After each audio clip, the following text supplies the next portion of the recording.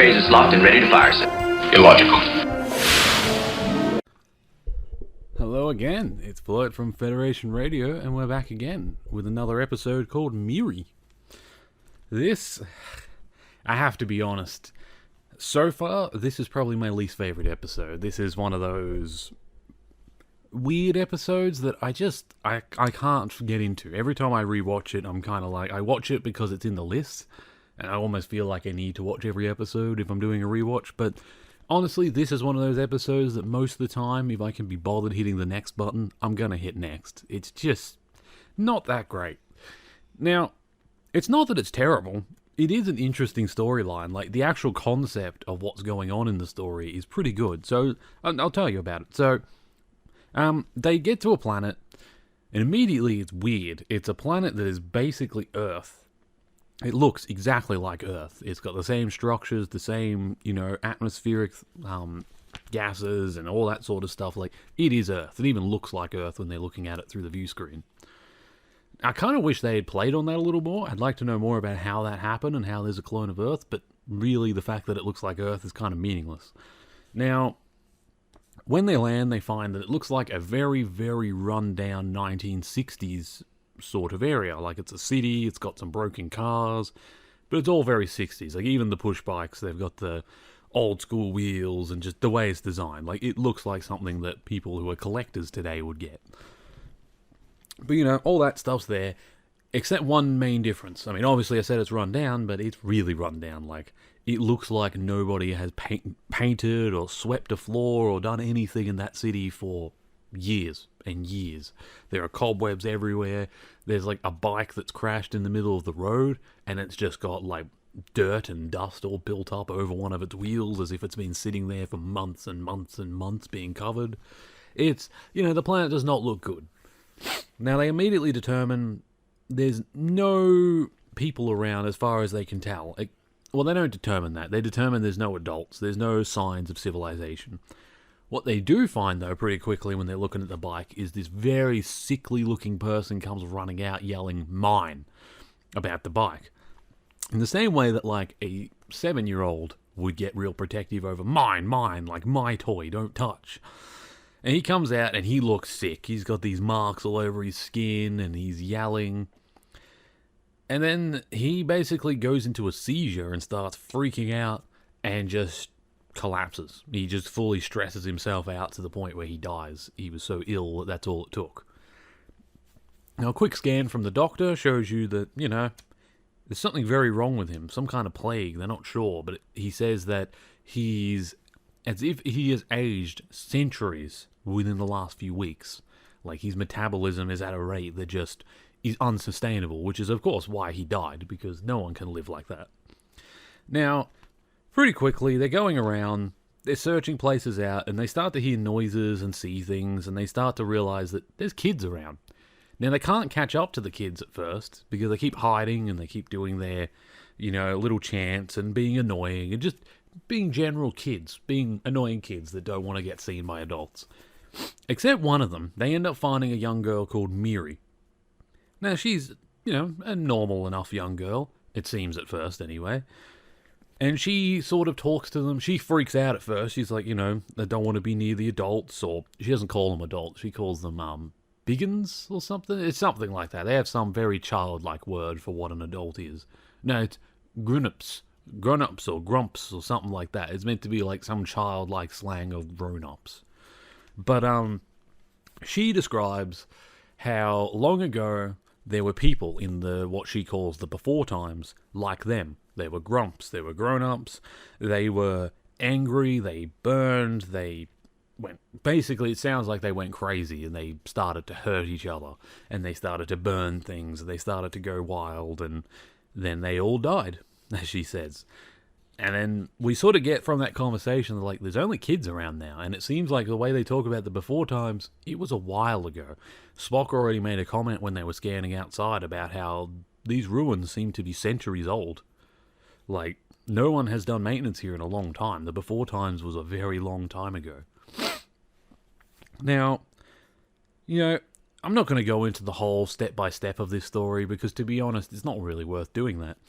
What I'll give you a basic summary. So what happens in this episode is there's kids. It turns out that what happened, they find through the medical notes in the hospitals and stuff that there was a program called Genetic Life Prolongation. And apparently it went terribly wrong, but not completely wrong. It's just what they managed to do was make it so that children would essentially go through childhood extremely slowly. Like we learn Miri and most of these other kids are pretty much centuries old. Like I think they say she's about 300 years old. Even though physically she looks like she's about 12, 13-ish. Like I don't think, well actually no, I definitely know she has not hit puberty yet. Because they determine that when you hit puberty, the changes in your body is what causes this, whatever this genetic life prolongation thing was, some kind of virus or thing that they were experimenting with. As a child, all it does is extend your life massively, which, sounds like that was the plan for it to go through your whole life so that they would all live for ages. Problem is, you hit puberty, and then in the adult body, and in the post-puberty body, it causes rapid degradation. That's what we saw in the person that died at the start. They had rapid degradation because their body's metabolism had sped up ridiculously. As the doctor said, he looks like he has aged centuries in the last few weeks, which is probably exactly what happened. He hit puberty, and then suddenly his body just rapidly started aging the 300 years that it should have been aging. His metabolism went up rapidly, and he died. And that seems to be what happened to all of the adults. But that's led to this weird situation where this planet now, for centuries, has been degrading and only has children to look after it. And these children were children. Like, when all this started, when they got this virus initially, were kids of all different ages. Some of them look like they're like 3 and 4 year olds, like the little ones. And then there's the older ones, like Miri, who is basically on the edge of hitting puberty. Like, she is a much older child. Now, it seems they still do age, so presumably when she first got infected, she would have been a bit younger, but like, even with the slow aging over the centuries, it's slowly caught up with her. She is getting older. In fact, later in the episode, she actually presumably hits puberty because she starts to feel the infection. It starts to show up on her skin. These like blue markings and bluish red markings that show up all over your skin as you start to get further into the infection. Showing that, yes, very much she has hit puberty. She's going to die, just like all the other adults. Mind you, at this point, Kirk and the others have realized that everyone who beamed down to the planet, all these adults, they're infected too, which probably means that this virus is airborne, because I don't think they got it from being around that kid or from being around Miri. It kind of seems like just being on the planet gave it to them. It might be an atmospheric thing, I'm not sure. But they're all infected. So the doctor is going through the notes of all the, doctors from long ago that were trying to obviously fix this as they realized their society was collapsing. Now, they failed, but that's because they had equivalent of 1960s technology. The Doctor and Spock and, the crew, they have the ability of using 23rd century materials. They can beam down electronic microscopes and all the other things. They have the computer on the ship they can communicate with to run hundreds of thousands of tests that would normally take huge groups of people in the 60s, like years to work through. They can do it in minutes. So, like, the Doctor, with his limited equipment, is able to do things that their entire society failed to do before it collapsed. So he pretty quickly determines what's going on and how to fix it. Because, again, I think this Dr. McCoy might actually be the best Doctor of all the Doctors in the shows. I'm not certain about that, but it just seems like every episode, he doesn't freak out, he doesn't stress too much. He just seems to always know exactly what to do, the right thing to do, and he always solves the damn problem. He's just a good doctor.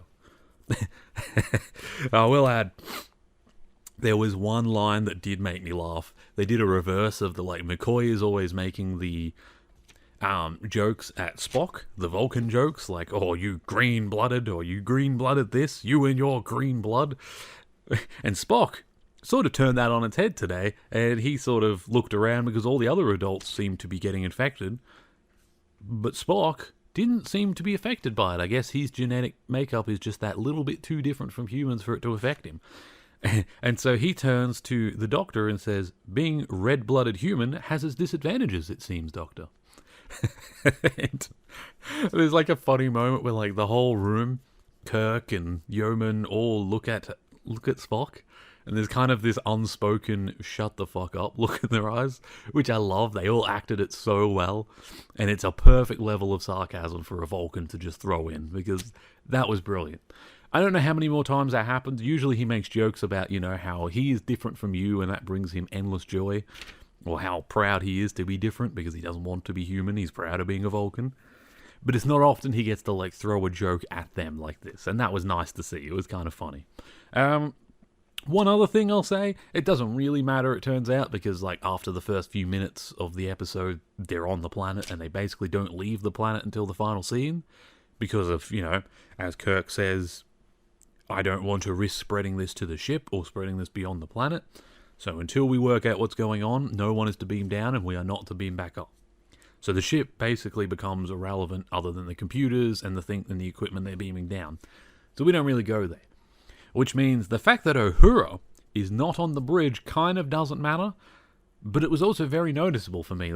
We saw the guy, I don't know who he is, I don't remember his name, but I've seen him, I think in the last 2 episodes, he's been one of the guys in front of the captain helping to pilot the ship. And he was sitting behind them with the little earpiece, the little communicator in his ear that Uhura normally has.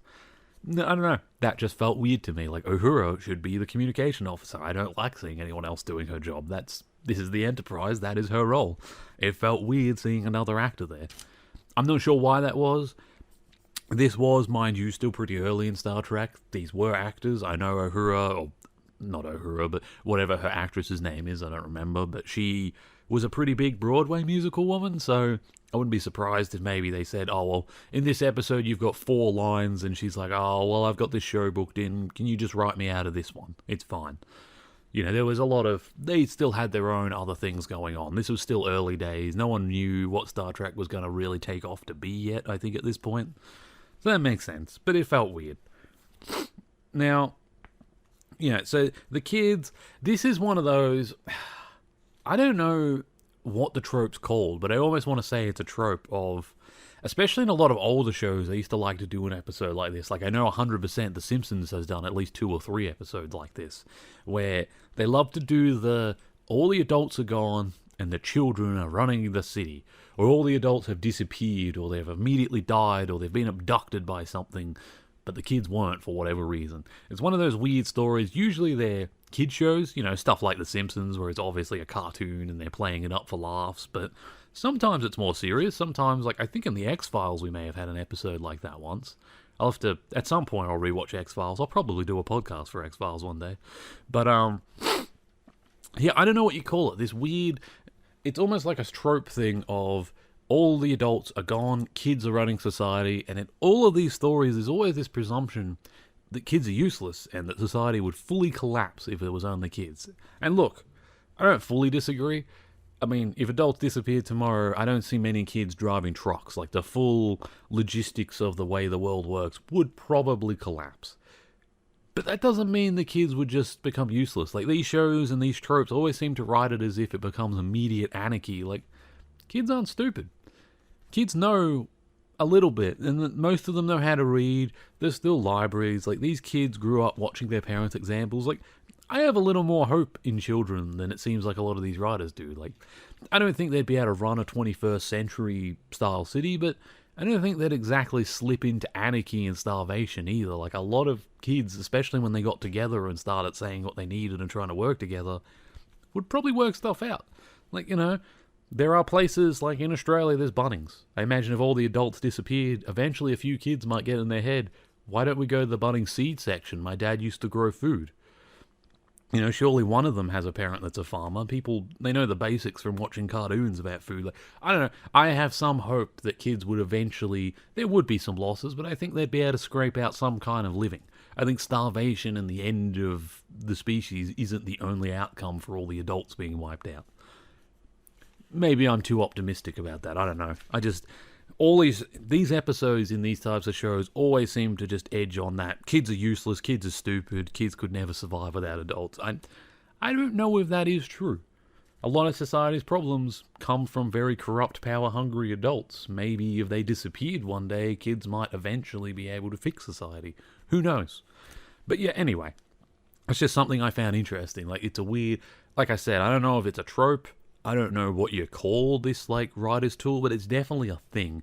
This is in a lot of sci-fi, a lot of cartoons, even a lot of sitcoms, I think, have done episodes like this where usually it's a joke. Sometimes it's like all the parents go on a road trip. It's kind of like Home Alone is almost an example of this, where like all the parents go out, all the aunts and uncles are gone, and then all face slap and scream like, oh, you left the kid at home. And then the kid's alone. And, you know, they follow the same thing. Like, at first, it's fun. There's no adults around. They party. They eat food they're not allowed to eat. They go places they're not normally allowed to go. Maybe they injure themselves a little, but they're fine. And then there's the inevitable, like, they're sad. They're at this point, they miss their parents. And then they work shit out. But a lot of these things don't like to go to the we work shit out part. They just sort of sit on this, either we miss our parents or we hate them for disappearing and now we're starving to death. I don't know. I just feel like it's a lack of creativity. I would love to see a storyline where, like, all the humans, adults, would just disappeared and we got to see some weird whatever kids made. You know, maybe it'd be something like Fallout where they found a book about the Roman Empire and started trying to recreate it in the desert because society was dead. Maybe you'd find kids that were like, I thought the Romans were cool. And then like 20 years later, you've got a mini Roman Empire completely missing the point of what Rome was and all these things because it's based on a kid's book. And some kid went, this is what I think society should look like. Yeah, there could be lots of fun ways to take that. But whatever.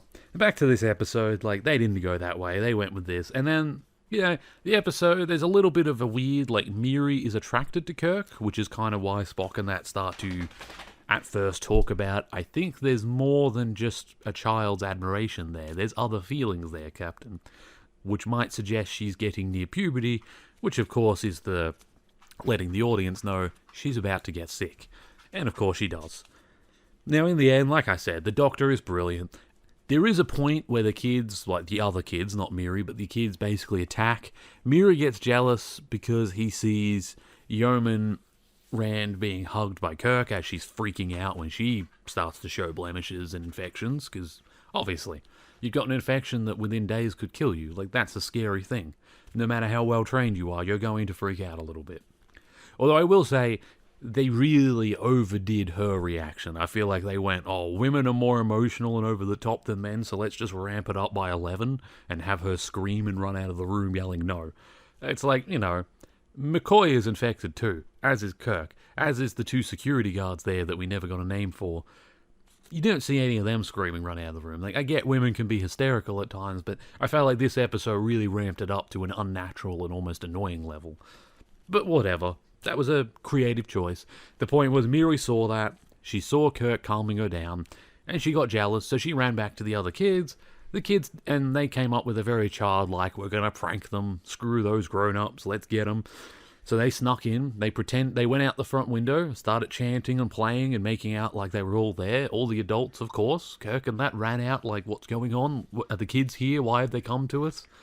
But all that was a ploy, because as the kids were chanting and distracting them, the main boy, I don't know if they even gave us his name, but this boy, who really seems like a real dumbass, this seems like the sort of kid that drinks glue and eats rocks, but for whatever reason, all the kids listen to him, and he sneaks in while the kids are distracting the adults and steals all of the communicators, steals a bunch of the research, and then leaves. And by the time the adults sort of come back in, realizing the kids have ran off, they've hidden weird, what was that about? They're like, oh no, all the communicators are gone, we can't contact the ship. And McCoy's like, I think I know how to cure this, but without the ship's computers to help me with the final stage of research, I can't do this. So Kirk goes after him and blah, blah, blah, blah, blah. After a weird, like, run-in with the kids where they almost bonk him to death, as they say, because they've all got sticks and they're like, bonk, bonk, bonk. That's what grown-ups do. That's what we're going to do back. You know, they beat him up a bit. He's got a bit of blood on his face, but at the end of the day, he calms them down with a discussion of, like, you're out of food. He points out that their ship has done scans. Like, there's only about 6 months of food roundabout left. You've eaten everything over the last few centuries. All the tin food, all the things that were growing, all the things you could eat. You're running out. Pretty soon, you're all going to hit puberty. A lot of you are going to die. And then the ones that are younger, what are the little ones going to do? Because there are still kids there that, although they're like 300 years old, presumably they must have been like newborns or very young when this started, because at this point they're like little kids. They're like 6 and 7. He's like, what's going to happen to them when all of you older kids die? There's no grown-ups. There's no food. They're all going to starve to death in the next few months. Is that what you want?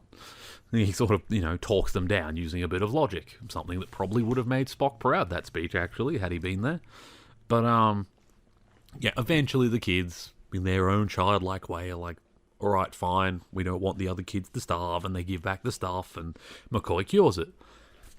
We then get a little discussion about how all the kids are being cured, so presumably they're just going to start to age normally, which is going to be interesting.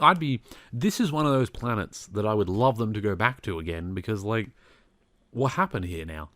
They were 1960s technology, but the Federation is now sending, and I'll get to that. Kirk says, I have contacted Space Central.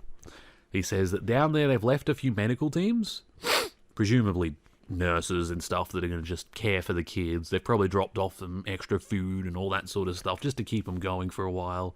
Teach them a little bit, help them with what's going to happen to them, teach them a little bit about society. But then he says, I have contacted Space Central. What the hell is Space Central? That is the laziest we are sci-fi writers, and we don't want to say what the capital of the Federation is or come up with some space station name. So we're just going to say, I don't know, Central Command. We don't want to call it Command. That sounds like military. It's Central and it's in space. It's Space Central. It's like, what? Come on, writing team. Come on, Roddenberry. You can do better than Space Central. Seriously. But apparently it's Space Central. I don't believe Space Central ever gets mentioned again because that's just not a thing. But apparently Space Central is going to send out some teachers, some counselors, some probably humanitarian workers to help. And presumably they're going to try and help these kids rebuild some form of a society here. Keep them alive, keep them fed, teach them to grow food, possibly even share technology with them to the point where they're able to get by. Which is nice, I kind of appreciate that they're not just uplifting these children from their homes and taking them somewhere, because they could have easily just taken them to a human colony somewhere, or taken them to Earth and said, we'll raise you there. Your planet's too far gone. But, no, this is their home, and I kind of appreciate they're like, even though you're kids, you do have memories of your parents in the before times. If you can rebuild, perhaps one day there will be kids here again growing up. This society could recover. I would love to see what it looked like recovered, but I don't believe we ever come back here. But anyway, so that's basically this episode. And other than the fact that Uhura was missing, and, the joke from Spock and Space Central, I don't really have any other notes that I put down. Just the one. And this one makes me laugh, and it frustrates me a lot in Star Trek, and I get it. They do it as a cost-saving thing because extras cost money. Extras cost more money if you give them lines, and they cost money in the makeup department and the costume department. So I understand why they don't use a whole lot of extras. But the fact that in nearly every episode, like this one, almost half the ship's command staff are going down into possibly dangerous situations where things like this happen, where they get diseases and are in danger all the time, that doesn't seem smart. I feel like Starfleet must have a very high casualty rate for its upper command levels. Now, I'll say, living in the 21st century, where, our upper command politician levels, even military upper command, they never go near frontline problems. When politicians go to frontline problems, it's for a photo op so that they might get re-elected. They don't care about the people in floods. They don't care about the people in fires. They're just there for that. It is kind of refreshing in Star Trek to see a leader who is willing to just go, I know the risks, that's fine, I'm willing to go down and help. And they put their hands in, they get their hands dirty, but at the same time, I feel like there's a bit of a balance there. This episode actually showed them bringing 2 security officers down to the planet with them before they knew what was happening. Because the initial team is McCoy, Kirk, Spock, and 2 security guards along with Yeoman. Now, I don't know why the Yeoman came, but she kind of seems like she's someone who might go on a lot of away missions. That's fine. She's a decent, middle rank person that would probably be leading away teams. I could see that. But bringing your head of science division, your captain of the ship, as well as your ship's main medical doctor to an away mission where there could be things like diseases seems like a bad idea. Call me old school, but the captain should probably stay on the ship. Yeoman Rand should probably be in charge of this mission, and then maybe one of those 3. Not all 3. Maybe you'd send Spock to be in charge. Maybe you would send McCoy to be in charge, but not Spock and McCoy. I feel like you're risking too many people on the ship at that point. Like, what if this had gone bad? What if they all died? What does the ship do at that point? Does Scotty take command and become captain? Do they fly back to the nearest starbase and go, oh, we lost our captain, our medical officer, and our science officer. Can you give us some replacements? Do they just promote whoever their number twos are and then they become the captain? This just seems like a high casualty rate system that is not functional. And this is not an original series problem. This is an all-over Star Trek problem. Even up until the modern track, they're still bloody well doing this. Sending the captain down. Sending your commanders down. Like, McCoy is the head of the medical division. Realistically, McCoy should only be doing certain medical things himself occasionally. Most of his job should be admin. Where are the other doctors? I will say, we do see another doctor somewhere in the original series. I don't remember his name. He's like, I think, an Indian man. And like, so it is nice. Like, they do show McCoy is the head of medical, and medical has other doctors and lots of nurses. It is not just McCoy in a bay by himself, the way the show kind of makes you feel. And the same should be of the science. Like, where are all Spock's assistants? We never see them. Where are the other science officers? Like, really, instead of Spock going down to the planet, he should be up there coordinating his science teams that are down on the planet. Kirk should be up there coordinating all the coordinators of these teams. Why are all the leadership always going down into the line of fire? I don't get it, and it makes no sense. But that's the Federation. That is Star Trek. They like to do the moral thing, not always the smart thing. As Spock would say, they are illogical. But anyway, thank you for watching. The next episode is called Dagger in the Mind. I don't remember much about it, but we'll be doing that tomorrow morning, so I look forward to it. I'll see you all then.